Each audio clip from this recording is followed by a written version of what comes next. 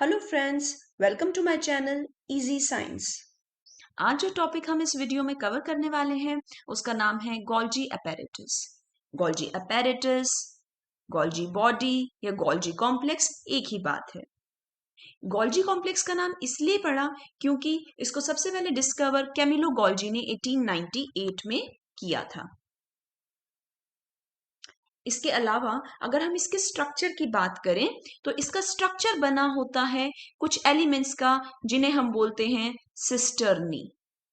याद करिए दोस्तों, हमने लास्ट लेक्चर में जब हमने एंडोप्लाज्मिक रेटिकुलम कवर किया था तब भी इस टर्म को डिस्कस किया था। क्या होते हैं सिस्टर्नी? कुछ फ्लैट बैग्स, कुछ फ्लैट पाउचेस का स्टैक, उन्हें हम बोलते हैं सिस्टर्नी। तो गोल्जी अपैरेटस कुछ ऐसे ऑर्गेनेल्स हैं जो मेम्ब्रेन बाउंड होते हैं, सिंगल मेम्ब्रेन बाउंड होते हैं और जो सिर्फ यूकैरियोटिक सेल्स में मिलते हैं और किसके बने होते हैं? सिस्टर्नी एलिमेंट्स के बने होते हैं। इसके अलावा दोस्तों, गोल्जी अपैरेटस के दो फेसेस होते हैं, cis face and trans face. Cis face और ट्रांस फेस को समझने के लिए चलो चलते हैं एनिमल सेल के डायग्राम की तरफ। ये एक एनिमल सेल का डायग्राम आपको शो किया गया है जिसमें ये पर्पल कलर का स्ट्रक्चर आपको न्यूक्लियस नजर आ रहा है। एंडोप्लाज्मिक रेटिकुलम आपको यहाँ पे येलो कलर में शो किया गया है और ये देखिए रेड कलर में आपको शो किया गया है गोल्जी अपैरेटस। आप देखेंगे जब भी किसी सेल में, यूकैरियोटिक सेल में अगर आप ध्यान से देखें तो एंडोप्लाज्मिक रेटिकुलम के पास आपको गोल्जी अपैरेटस मिलेगा। एंडोप्लाज्मिक रेटिकुलम का पास वाला एंड, गोल्जी अपैरेटस का वो एंड या वो फेस जो एंडोप्लाज्मिक रेटिकुलम के पास है, जैसे कि यहाँ पे ये वाला एंड, इसे हम बोलते हैं सिस फेस।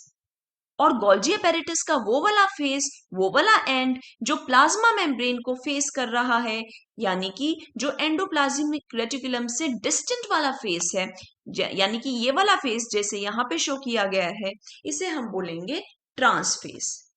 एक और बात दोस्तों जो बहुत इंपॉर्टेंट है, एंडोप्लाज्मिक रेटिकुलम और गोल्जी अपैरेटस आपको सेल्स में आसपास इसीलिए मिलते हैं क्योंकि इनका जो फंक्शन होता है वो रिलेटेड होता है। याद कीजिए लास्ट लेक्चर में हम लोगों ने किया था कि एंडोप्लाज्मिक रेटिकुलम का क्या फंक्शन होता है। अगर आपने वो वीडियो नहीं देखी है तो प्लीज उस वीडियो को जाके देखिए ताकि एंडोप्लाज्मिक रेटिकुलम और गोल्जी के फंक्शंस आप को रिलेट करके समझ पाएं। एंडोप्लाज्मिक रेटिकुलम के फंक्शन होते हैं प्रोटीन्स और लिपिड्स का synthesis. Rough endoplasmic reticulum protein synthesis से कंसर्न्ड होता है और स्मूथ एंडोप्लाज्मिक रेटिकुलम लिपिड्स की सिंथेसिस के साथ कंसर्न्ड होता है। अब होता क्या है ये देखिए, एक बार जब रफ एंडोप्लाज्मिक रेटिकुलम और स्मूथ एंडोप्लाज्मिक रेटिकुलम प्रोटीन्स और लिपिड सिंथेसाइज कर देते हैं, वो मटेरियल, वो प्रोटीन्स और लिपिड्स इन वेसिकल्स में पैक होके एंडोप्लाज्मिक रेटिकुलम से आके वो इधर सिस फेस में एंटर कर जाती हैं, गोल्जी अपैरेटस के सिस फेस में एंटर कर जाते हैं। वो प्रोटीन्स और लिपिड्स जो एंडोप्लाज्मिक रेटिकुलम ने सिंथेसाइज किए हैं वो एंटर कर जाते हैं गोल्जी अपैरेटस के सिस फेस से। उसके बाद गोल्जी अपैरेटस के ल्यूमेन के अंदर, यानी कि इनके इंटरनल स्पेस के अंदर, ये देखिए ये इनका इंटरनल स्पेस है जिसे हम बोलते हैं ल्यूमेन। ल्यूमेन के अंदर होता है उन प्रोटीन्स और लिपिड्स का मॉडिफिकेशन। मॉडिफिकेशन करने के बाद ट्रांसफेज से वो मॉडिफाइड प्रोटीन्स और लिपिड्स रिलीज हो जाते हैं। यहाँ प्रोटीन्स और लिपिड्स इस ट्रांसफेज से रिलीज हो जाते हैं, यानी कि सिस फेस को आप मान सकते हैं एंट्री फेस, यानी कि वो फेस जहां से प्रोटीन्स और लिपिड्स एंडोप्लाज्मिक रेटिकुलम से आते हुए एंटर कर जाएंगे, और ट्रांसफेस यानी कि वो फेस जहां से प्रोटीन्स और लिपिड्स मॉडिफाई होने के बाद सिक्रीट होंगे या रिलीज होंगे इन फॉर्म्स ऑफ सर्टेन वेसिकल्स, जिन्हें हम बोलते हैं सिक्रीटरी वेसिकल्स। तो यहां से आपको बहुत सारी वेसिकल्स गोल्जी अपैरेटस के ट्रांसफेस से रिलीज होती, बड होती नजर आ रही होंगी। तो इनमें क्या होते हैं? कुछ मॉडिफाइड प्रोटीन्स और लिपिड्स, उनका प्रिकर्सर फॉर्म एंडोप्लाज्मिक रेटिकुलम से एंटर करेगा और मॉडिफाइड फॉर्म ट्रांसफेज से रिलीज हो जाएगा गोल्जी अपैरेटस की। याद रखिए दोस्तों, सिस फेज को हम कॉन्वेक्स फेज और फॉर्मिंग फेज भी बोलते हैं, और ट्रांस फेज के दूसरे नाम है कॉन्केव फेज और मैच्योरिंग फेज। चलिए दोस्तों, अब बात करते हैं गोल्जी अपैरेटस के कुछ और फंक्शंस की। सबसे पहला function, modification of proteins and lipids. अब modification of proteins and lipids कहने से क्या मतलब है? देखिए दोस्तों, जैसे किसी फैक्ट्री में रॉ मटेरियल पहले मैन्युफैक्चर होता है, उसके बाद एंड यूजर तक सप्लाई करने से पहले हम उसकी फिनिशिंग, कुछ मॉडिफिकेशन और पैकेजिंग करते हैं। सेम काम सेल के अंदर होता है। सेल के अंदर प्रोटीन्स और लिपिड्स प्रोड्यूस होते हैं, मैन्युफैक्चर होते हैं एंडोप्लाज्मिक रेटिकुलम के अंदर। उसके बाद वो एंटर करते हैं गोल्जी के अंदर मॉडिफिकेशन के लिए। मॉडिफिकेशन का मतलब होता है किसी ग्रुप्स का एडिशन। फॉर एग्जाम्पल, कई बार कुछ प्रोटीन्स या लिपिड्स ऐसे होते हैं जो अपनी रॉ फॉर्म में फंक्शन नहीं कर सकते, उनके ऊपर कुछ ग्रुप्स के एडिशन होना होता है, तभी वो अपना फंक्शन परफॉर्म कर सकते हैं। फॉर एग्जाम्पल, इस मॉडिफिकेशन का एग्जाम्पल है ग्लाइकोसिलेशन। ग्लाइकोसिलेशन मतलब addition of a sugar group या शुगर मॉइटी। तो होता क्या है दोस्तों, प्रोटीन्स पे कुछ प्रोटीन्स को अपना फंक्शन करने के लिए उनके ऊपर कोई शुगर का ग्रुप ऐड हो जाता है, यानी कि उनकी हो जाती है ग्लाइकोसिलेशन, तो और बन जाते हैं ग्लाइकोप्रोटीन्स। सिमिलरली, अगर लिपिड्स पे वो शुगर ग्रुप ऐड होगा तो बन जाएंगे ग्लाइकोलिपिड्स। शुगर ग्रुप के एडिशन को हम बोलेंगे ग्लाइकोसिलेशन। तो एक तरह की modification of proteins and lipids का एग्जांपल है ग्लाइकोसिलेशन। दूसरा रोल होता है गोल्जी का packaging of proteins and lipids. तो एक बार जब वो मॉडिफाई कर देता है प्रोटीन्स और लिपिड्स को, दूसरा काम होता है गोल्जी का उन प्रोटीन्स और लिपिड्स की पैकेजिंग किसके अंदर? वेसिकल्स के अंदर। हमने यहां पे देखा था ना दोस्तों, गोल्जी के अंदर से ये बहुत सारी वेसिकल्स रिलीज हो रही थी। तो वेसिकल्स के अंदर पैकेजिंग भी किसका काम है? गोल्जी अपैरेटस का।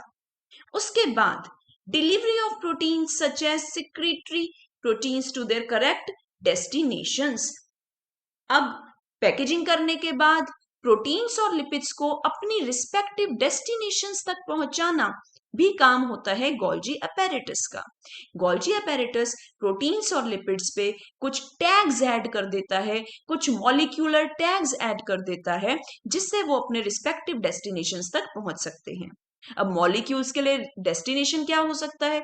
हो सकता है किसी प्रोटीन को प्लाज्मा मेम्ब्रेन के अंदर पहुंचाना हो, किसी प्रोटीन को सेल के बाहर एक्सपोर्ट करना हो, किसी प्रोटीन को लाइसोसोम तक पहुंचाना हो।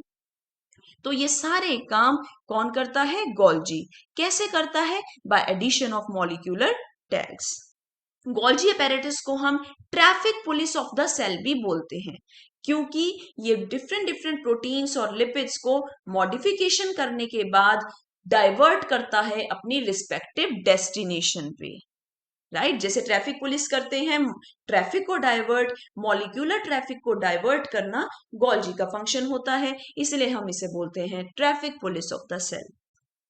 नेक्स्ट फंक्शन है इसका क्रिएशन ऑफ लाइसोसोम्स। अब दोस्तों याद करो, लाइसोसोम्स क्या होते हैं? कुछ ऐसे ऑर्गेनेल्स जिनके अंदर स्टोर होते हैं डाइजेस्टिव एंजाइम्स। एंजाइम्स बेसिकली क्या होते हैं? प्रोटीन्स। और प्रोटीन्स सिंथेसाइज कौन करता है? Rough endoplasmic reticulum. मॉडिफिकेशन कौन करता है? गोल्जी। और फिर फाइनली उनको गोल्जी में से रिलीज कर दिया जाता है in the form of vesicle. यानी कि लाइसोसोम के भी जो डाइजेस्टिव एंजाइम्स होंगे, जो एक तरह के प्रोटीन हैं, वो कहां से मॉडिफाई होकर निकलेंगे? गोल्जी अपैरेटस से। तो हम कह सकते हैं creation of lysosome is also one of the function of Golgi apparatus. Next function is formation of plant cell wall components. बच्चों, प्रोटीन्स और लिपिड्स की मॉडिफिकेशन, सॉर्टिंग और पैकेजिंग के अलावा गोल्जी कुछ मैक्रोमोलिक्यूल्स को सिंथेसाइज भी करता है। प्लांट सेल्स के अंदर बेसिकली सेल वॉल के कुछ कंपोनेंट्स जैसे कि हेमीसेल्यूलोज, पेक्टिन्स एक्सेट्रा की सिंथेसिस भी गोल्जी अपैरेटस के अंदर ही होती है। इसका लास्ट फंक्शन है दोस्तों formation of acrosome in sperms. Sperms के अंदर स्पर्म्स की टिप्स पे एक ऑर्गेनेल होता है दोस्तों एक्रोसोम। इस एक्रोसोम के अंदर कुछ डाइजेस्टिव एंजाइम्स होते हैं जो एग के आउटर मोस्ट में जो लेयर्स होती हैं उनको डिग्रेड करते हैं ताकि स्पर्म्स और एग्स आपस में फ्यूज होके फर्टिलाइजेशन हो पाए। तो एक्रोसोम का फॉर्मेशन भी कौन करता है? Golgi apparatus. दोस्तों यहां पे हमने एक स्टार पॉइंट डिस्कस करना है, डिक्टियोसोम। दोस्तों जब भी गोल्जी अपैरेटस की बात होती है तो साथ में ही एक टर्म आती है dictyosome. Basically Golgi apparatus well developed होता है एनिमल सेल्स में। प्लांट सेल्स में Golgi apparatus separate separate cisternae का बना होता है। तो जब गोल्जी अपैरेटस थोड़ा छोटा होता है साइज में, जब वो थोड़े थोड़े सिस्टर्नी का या एक या दो सिस्टर्नी का बना होता है, स्मॉलर होता है साइज में, तो उसे हम टर्म दे देते हैं डिक्टियोसोम। एनिमल सेल में Golgi apparatus is larger in size और प्लांट्स में Golgi is smaller in size, इसीलिए प्लांट्स में हम गोल्जी को बोल देते हैं डिक्टियोसोम।